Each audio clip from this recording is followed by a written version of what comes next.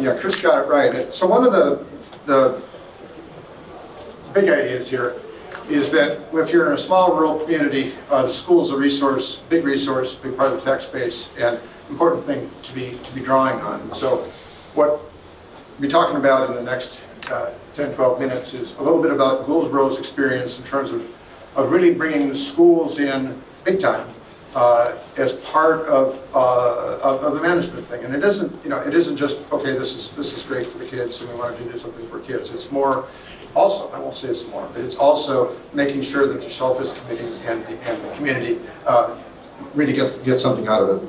So this picture here of the notion of bringing schools and community and then science together to address the problem, what we're sort of saying is, I think there's an opportunity for a lot of towns to actually draw a little bit more, maybe on the schools, to really be part of not just some learning, but actually of helping solve the problem. Very quickly, this is what Gouldsboro's situation looks like. And the takeaway here is you've got a lot of different bays and coves. What is true in one place is almost certainly not going to be true someplace else. And so there's a lot of diversity in terms of places to harvest. And along with the diversity means that when you're looking at the kinds of things that we were talking about earlier today, so this morning Kyle talked a lot about netting, he talked about seeding, we talked about those things, and those things are expensive. It takes a fair amount of time and harvester energy and money to buy the seed. And so knowing where it is that it's going to be productive to do that is a big part of the question. So we decided, well, we would, Gouldsboro's been seeding and netting since about 2014, but a couple of years ago, we really wanted to sharpen up their game in terms of where they're putting in that energy. And so, working with Schoodic Institute and then with the local high school, we began doing exactly the kinds of experiments that Kyle was describing this morning, putting plastic pots in, looking at growth, looking at predation, and looking at recruitment from those experiments, and then giving that information back to the town. Last year, I think we really helped the kids. Found in the data some stuff that we thought looked like a good site. When we looked at it more closely, it would have been a really bad site. We found the data showed that there was something else going on, and the something else was milky ribbon worms, which you heard about from Brian this morning as being something that we definitely wanted to avoid. So basically, the schools and the students have turned out to be partners. They in April again they'll be presenting findings from last year's data to the Shellfish Committee. Just a quick picture before we turn it over to, I want to talk a little bit about what we're doing going forward, but this is the kind of thing that the students have been involved in, basically bringing in the experiments here on the right, certainly counting and measuring clams, picture up at the top, after we collect all this stuff, washing the mud off, sieving them, and getting them, the clams ready to be turned into data, basically. So with that, so that's where we've been. This year was a big change, Mike will talk a little bit about the changes in the committee, but one of the things, I'll just say briefly, we've seen a committee go from being pretty discouraged and feeling like there wasn't much to do, to being a committee that's pretty active in terms of thinking that it can do stuff and that there's options on the table. And one of the options has to do with getting control of our clam seed. Mike, you want to say a few words about that? What's happened in the town of Gouldsboro, as Bill said, is that the Shellfish Committee has come around to the thinking that we can do things. They realize that the natural cycle of clams is just not what it used to be and what they need to do to make a living. So, along with Bill and Sarah from the Schoodic Institute, the town of Gouldsboro has been great support for us, and the students have benefited the Shellfish Committee in reporting the findings, and I expect that the meeting that we're going to have in April will be very important on decisions that we make moving further ahead. Gouldsboro has received the grant from the Maine Shellfish Restoration and Resiliency Fund, and we're going to put in a wintering station to winter our seed clams over. And this is going to allow the students to engage in all kinds of research which benefits the students and it benefits the municipality. And I'm very excited, and I know that Bill and Sarah and the town is 100% behind this. They gave us a piece of land right on the water to build that facility. So, and one of the things just pointing out, this is what we're working with the kids in terms of the flow, but both wild harvest, but also, as Kyle was saying in his slides this morning, if we buy much smaller clams and grow them out, the economics are potentially a lot better. So the students will be involved in it, and really the property that we'll be using is tidal, and so really trying to figure out how to have a land-based overwintering capacity. A big part of this is sharing. We think that if we can figure out how to do this economically in Gouldsboro, this is something that other towns can use. And so that's a big part of this. Isn't just for us to do it, but to learn and share it out with the rest of you.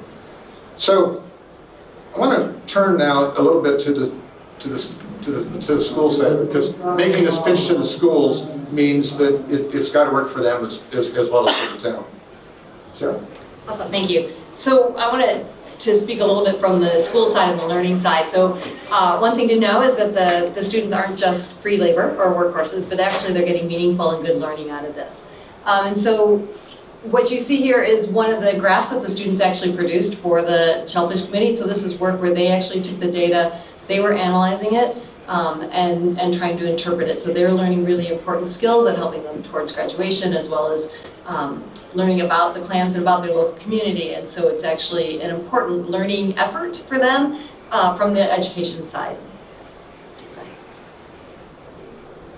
So what they did, as Kyle showed and as Bill and Mike explained, they worked with the pots and looking at survival and growth. But then now with this expanded project where we're looking at trying to overwinter clams, and Bill showed that diagram of kind of all those different pieces. It's a 4-stage project, a 4-part project. And so what happened this year is, rather than us just bringing the project to them and telling the kids this is what we want you to do, is we actually involved the students, the high school students, in planning out the project. And so they were involved in trying to decide what are the steps that we need to do to get this done, how do we do it in the time frame. So they really acted as a real project team under our guidance to plan out the project, as well as getting involved in actually doing it when we get to it. That paper that you see down there, it was every week that was left in the school year, and the student's job was to figure out, all right, how are you going to get this done during the rest of the school year? So from the schools with this work, there's been a really positive response from the school district and from the schools. And so what they did this year is they asked us actually to expand it. So we've gone from just working with a subset of high school students, and now that we're actually working down in the middle schools. And so we're working with all 4 middle schools in the RSU 24 school district. This wouldn't have happened if the schools didn't feel like the kids were actually getting real learning out of it. And the great thing is, what we see is we get kids that are really engaged in learning.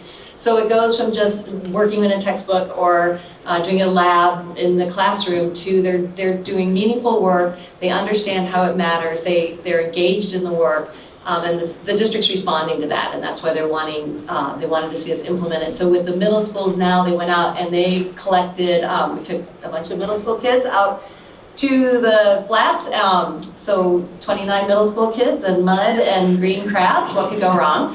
And it was a great day, and we had Mike, we had Heidi and Hannah and Bill and I out there, and high school students and middle school students, and it was a really fantastic opportunity for the students to get muddy, as they did, but also to be directly involved and to see the adults that are doing this in the real world as well. And so they've got a learning opportunity, but they're also interacting with people where this matters. And so it's not done in isolation. There's one picture that I actually, now thinking about it, could have put it up. They're supposed to be capturing crabs, and there's this picture of this girl in a really, like, what used to be a really nice pink outfit, lying flat out on the mud, just looking for crabs. We discovered it's a whole body experience when you look for crabs.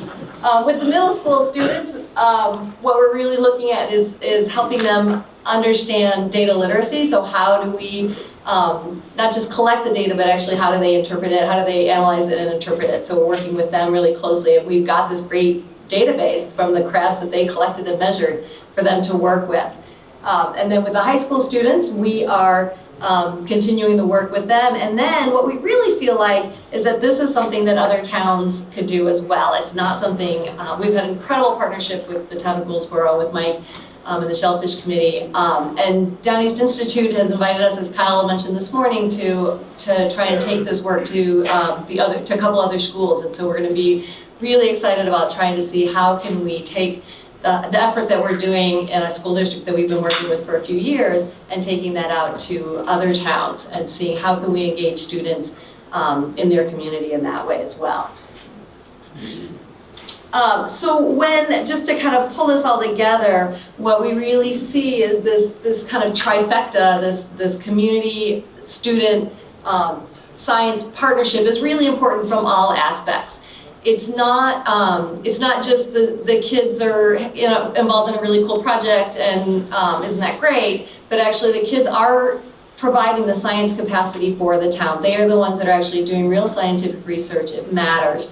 So they're getting important information to the town itself. At the same time, the kids are doing real learning, and they are being connected to their community, and they're being connected to the work that's being done there, and they're connected to the land more directly than they might be in another learning atmosphere. And so they recognize, they get it, that their work matters, and because their work matters, the students feel more valued and more connected to their community as well. So it really is a partnership. It's not the town's doing something great for the kids, or the kids are just free labor for the town. It truly is a partnership where all of them are benefiting. So we've got contact information on the bottom. Come up and see us if you want to talk more about this. Thank you. I have one comment I'd like to add. When we have the 29 middle school students out on the mud, the favorite saying, and I've told this everywhere that I've spoken, is one student said, "If I can learn science like this every day, I'm in." And I felt great when we heard that.